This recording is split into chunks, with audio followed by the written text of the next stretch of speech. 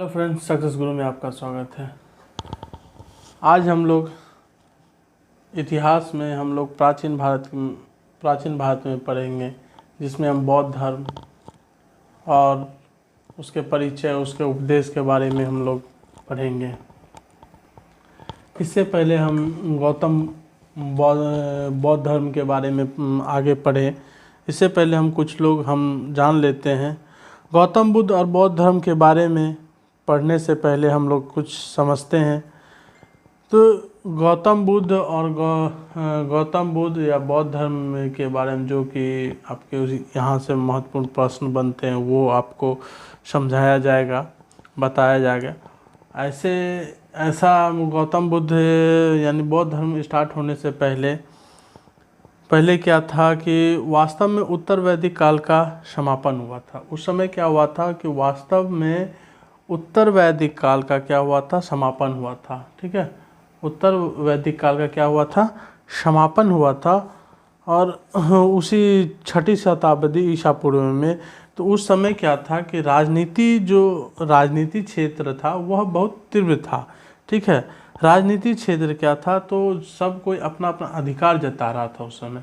तो ब्राह्मण और क्षत्रिय जो थे वह अपना सर्वश्रेष्ठ अधिकार दिखा रहा था कि हम श्रेष्ठ हैं, हम सर्वश्रेष्ठ हैं। ठीक है, पर उसी समय में क्या हुआ, सामाजिक भी कार्य कुछ बदलाव हो रहे थे, सामाजिक कार्य में भी, राजनीति भी क्षेत्र में बदलाव हो रहे थे। और राजनीति में जो जनपद हुआ करते थे वो महाजनपद बन रहे थे। इसी के क्रम में धर्म में भी क्या हो रहा था, परिवर्तन हो रहा था। धर्म में क्या हो रहा था, बड़ा बड़ा बदलाव हो रहा था, परिवर्तन हो रहा था।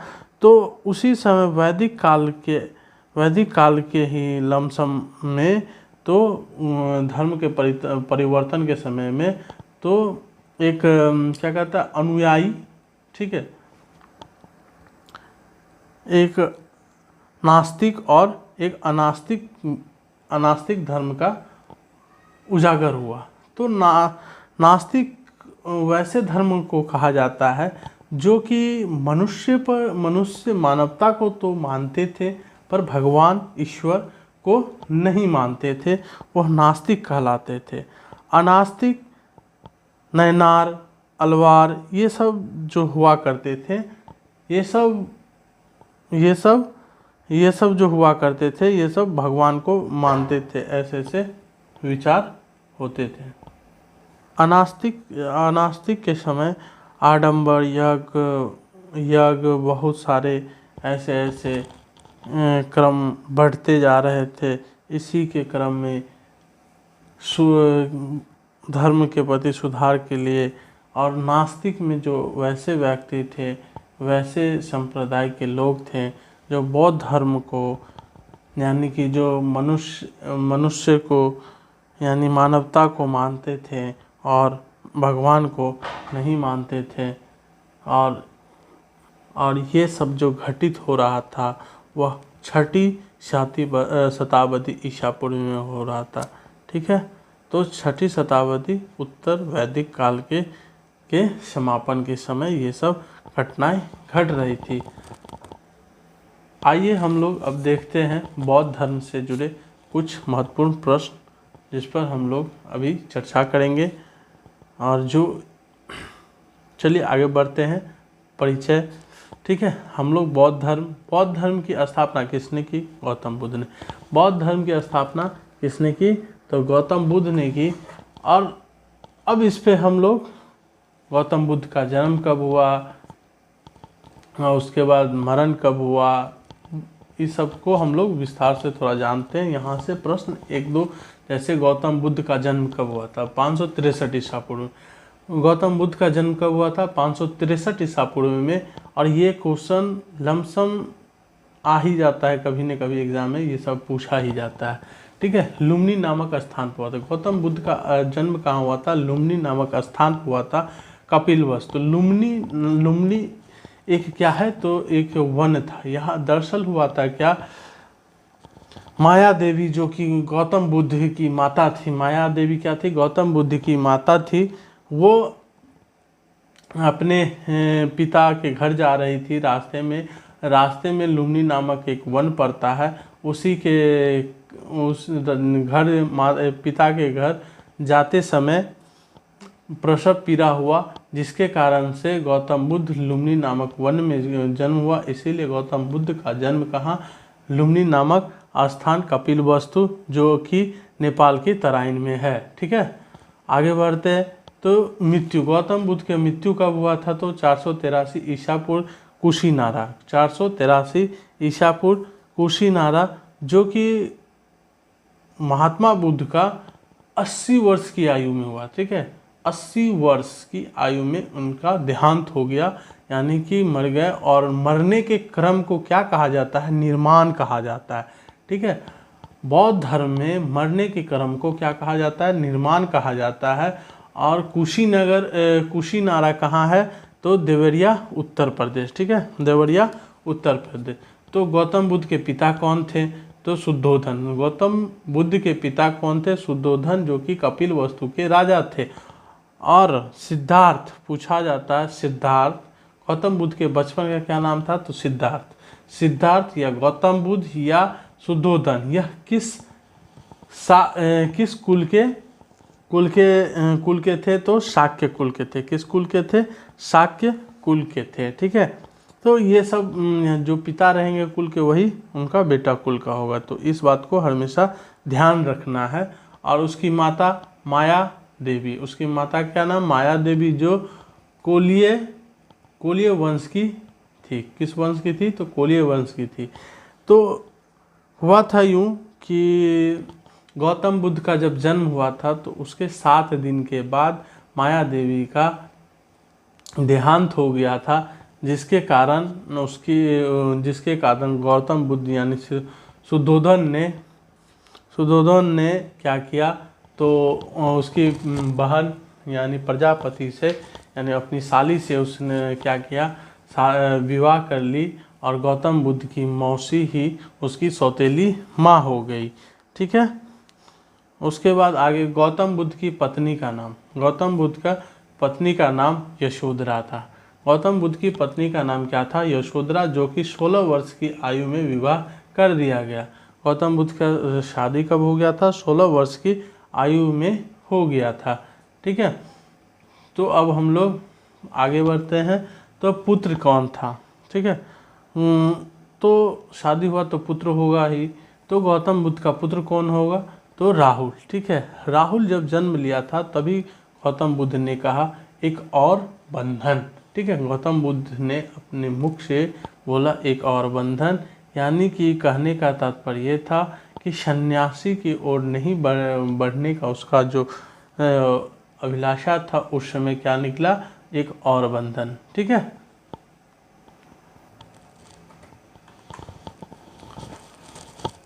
अब आगे बढ़ते हैं। ठीक है, तो गौतम बुद्ध ने कितने दृश्य को देखकर गृह त्यागा था, तो 4 दृश्य देखा था।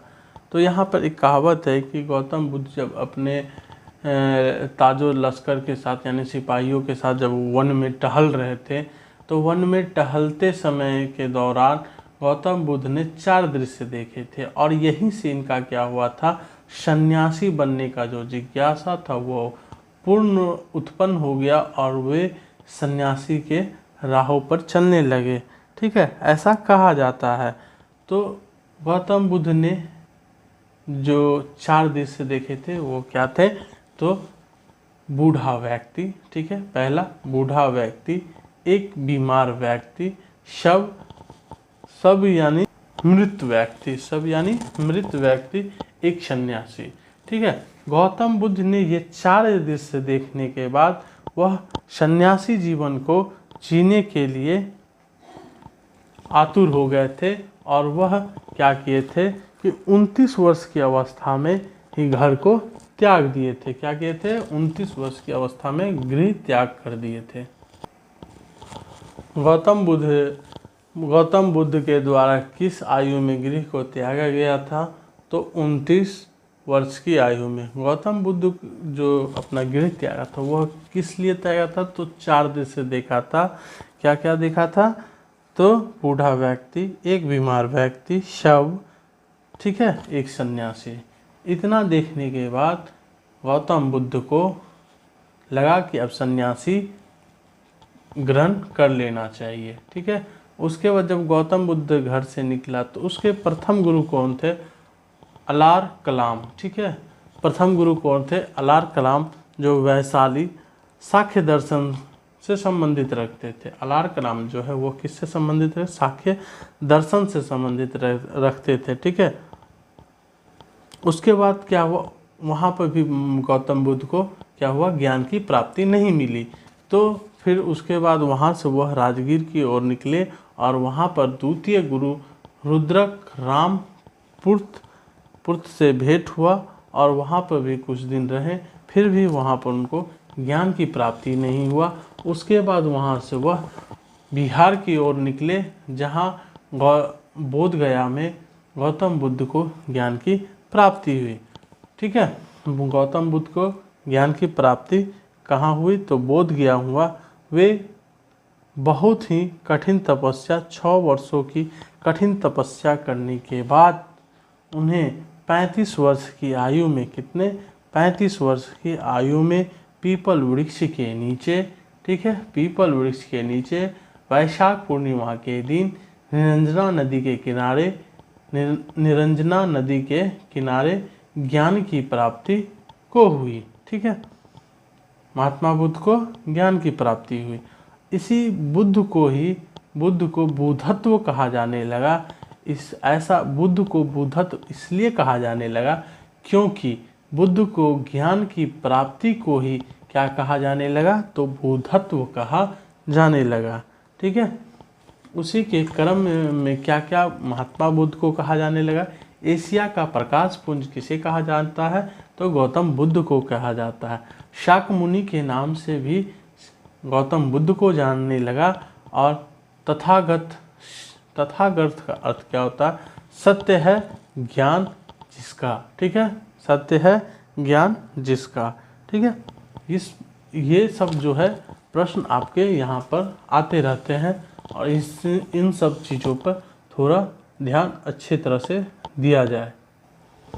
अक्सर ऐसा एक और बात है कि गौतम बुद्ध का जो वैशाख पूर्णिमा में ज्ञान की प्राप्ति हुई, तो वैशाख पूर्णिमा के ही दिन गौतम बुद्ध का जन्म हुआ।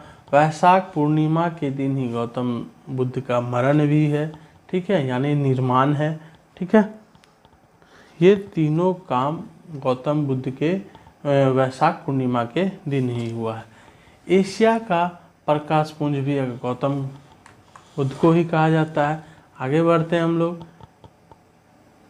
प्रिय शिष्य, ठीक है, पूछा जाता है गौतम बुद्ध के सबसे प्रिय शिष्य कौन था? तो आनंद था। ठीक है, आनंद के बारे में एक बात कही जाती है कि गौतम बुद्ध का यह इतना प्रिय शिष्य था कि आनंद के कहने पे ही गौतम बुद्ध ने महिलाओं को बौद्ध धर्म में जगह दिया। ठीक है, और आनंद के आग्रह पर ही महिलाओं को बौद्ध धर्म में प्रवेश मिला। सबसे पहले वैशाली क्षेत्र में अनुमति मिला। ठीक है, पूछा जाता है कि महिलाओं को सबसे पहले किस क्षेत्र में अनुमति दिया गया? तो वैशाली के क्षेत्रों में अनुमति दिया गया। ठीक है, और जो वैशाली के क्षेत्र में दिया गया अनुमति, उस समय सबसे पहले भिक्षुणी कौन थी? तो प्रजापति गौतमी, जो कि पहली महिला थी और गौतम बुद्ध की सौतेली माता थी।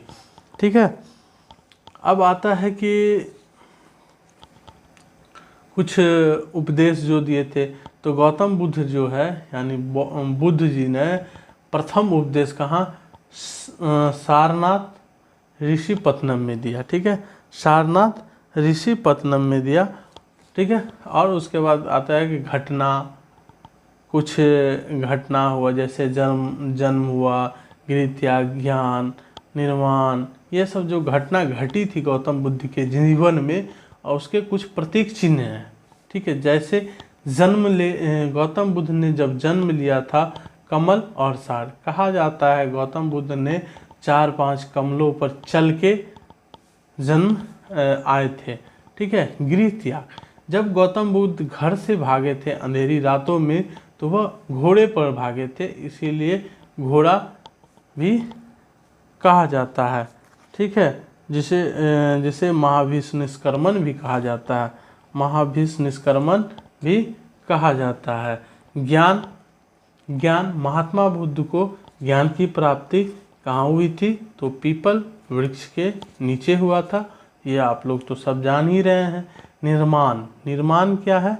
मरण को ही, यानी कि यह दैहिक संसार रूपी देह को छोड़कर चले जाना, वह क्या हुआ? मरण, ठीक है। मरण को ही बौद्ध धर्म में निर्माण कहा, यानी मर जाना ही क्या कहता है? तो निर्माण कहा जाता है, पद या चिन्ह हुआ, ठीक है।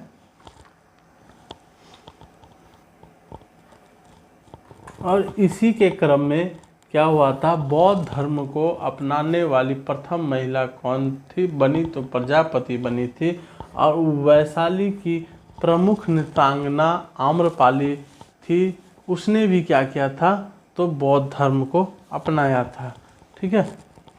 आगे बढ़ते हैं। बुद्ध अपना उपदेश जो है जनसाधारण की भाषा, ठीक है, वहाँ की जनसाधारण यानी कि वहाँ की लोकल जो बोलचाल की भाषा है, जैसे हमारे बिहार की लोकल बोलचाल भाषा क्या है? तो भोजपुरी है, और हिंदी है, यानी मैथिली है या कुछ है। तो ये सब जो बोलचाल की भाषा थी, तो गौतम बुद्ध ने अपना जो उपदेश जनसाधारण वहाँ की बोलचाल की भाषा में पाली में दिया, ठीक है। सर्वाधिक उपदेश जो है श्रावती कौशल देश की राजधानी थी, ठीक है। कौशल देश की राजधानी कहाँ थी? श्रावती। सर्वाधिक जो उपदेश वो गौतम बुद्ध ने कहाँ दिया? श्रावती में दिया, ठीक है। और गौतम बुद्ध के द्वारा अंतिम उपदेश किसे दिया गया?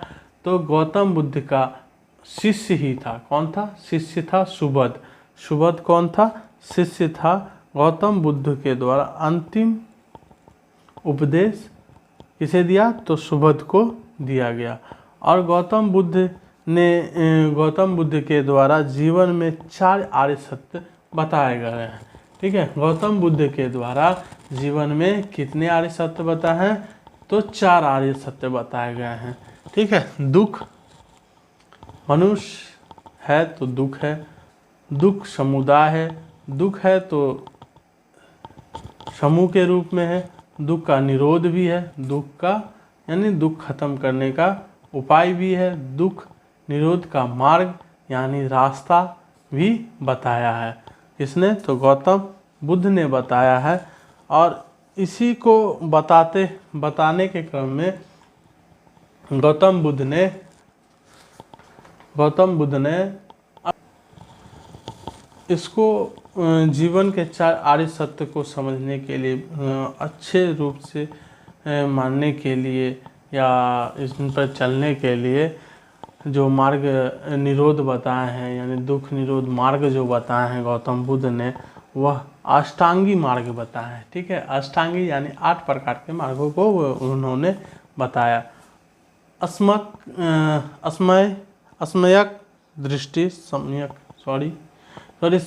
दृष्टि, ठीक है, सम्यक दृष्टि। उसके बाद सम्यक संकल्प, सम्यक दृष्टि जो है, यह सम्यक मीन्स होता है सही, दृष्टि मीन्स जो देखते हैं, ठीक, दृष्टि। सम्यक संकल्प, एक संकल्प हो जो कि हमें कुछ करना है, तो यह एक संकल्प है कि आज हमें ये बीपीएससी करना है, या हमें बिहार पुलिस का निकाल लेना है, या हमें जो भी निकाल लेना है, एक क्या हुआ? संकल्प, दृढ़ संकल्प हुआ, ठीक है। उसके सम्यक वाक्य क्या है? सम्यक वाक्य मीन्स वाणी, ठीक है। अच्छे सही तरीका से बोलना चाहिए हमें। सम्यक कर्म यानी अच्छे कर्म करना चाहिए। सम्यक आजीवन, सही तरीका से जीना चाहिए। सम्यक व्यायाम, ठीक है, रोज व्यायाम करना चाहिए। सम्यक स्मृति, याददाश्त को भी सही तरीका से यूज करना चाहिए। सम्यक समाधि, और सही नित्यम हमको क्या करना चाहिए?